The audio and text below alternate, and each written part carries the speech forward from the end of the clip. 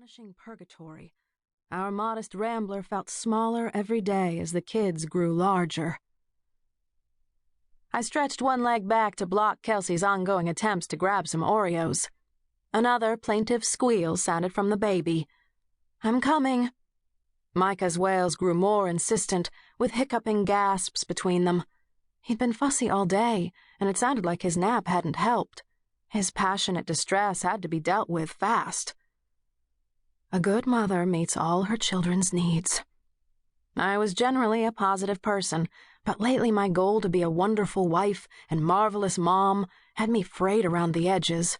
I loved everyone under this roof with a passion and wanted to create a warm, nurturing world for them, but my self-esteem was chipped away a little more each day when I couldn't live up to my ideals.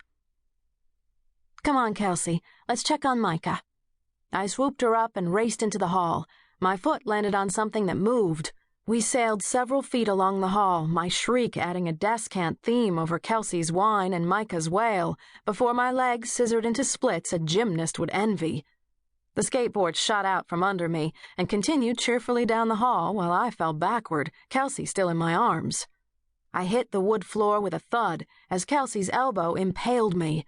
My lungs struggled to find air while gray glitter edged my vision. "Wow, Mom, that was cool!" Dylan's brown eyes stared down at me from under his beetle-length bangs. I tried to lift Kelsey off my ribs. "Take your sister." He probably couldn't hear my gasped request over Micah's screams, but he seemed to get the idea and pulled Kelsey up. She whimpered and a few tears spurted from her hazel eyes. "Hurt my ankle," she said, pointing to her elbow. We hadn't quite mastered all the body parts yet. "Don't cry." Dylan led his sister back toward the kitchen. I had only a moment to thank God for my helpful firstborn before he continued. "Come on, I'll get you a cookie." I struggled up to one elbow. Every bone in my 30-year-old body ached. Micah screamed again. A loud thud told me he was rocking his crib. He'd learned how to pull himself up on the crib rail and heft his stubby weight back and forth, producing hearty thumps against his wall. Thump, thump, wail. "Cookies! More cookies!" Kelsey's gleeful yell from the kitchen carried over pounding protests from the nursery. I winced and eased myself back to a spread eagle flat on the floor, facing the ceiling. A few dead flies and a moth showed through the frosted white light fixture. How long since I'd cleaned it? When we bought the house years ago? Maybe I'd stare at the ceiling until Kevin got home. Sometimes you had to concede defeat.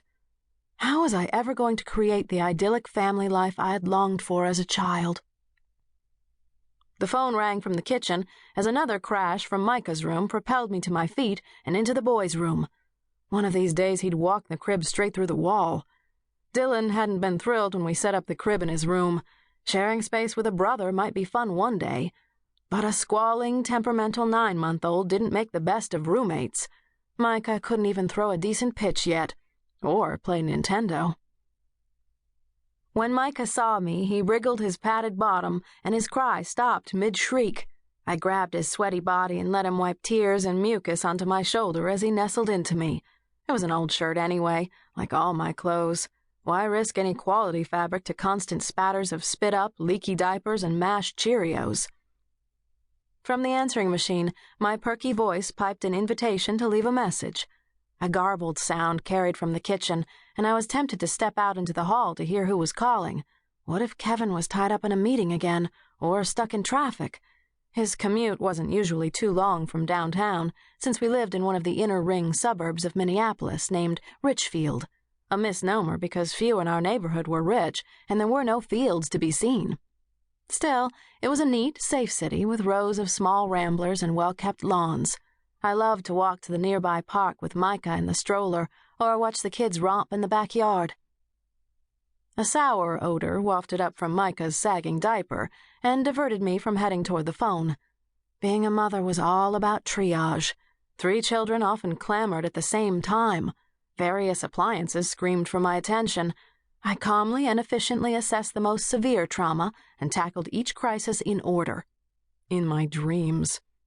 In reality, I flailed around like my alter ego under attack by a host of speedy ninjas.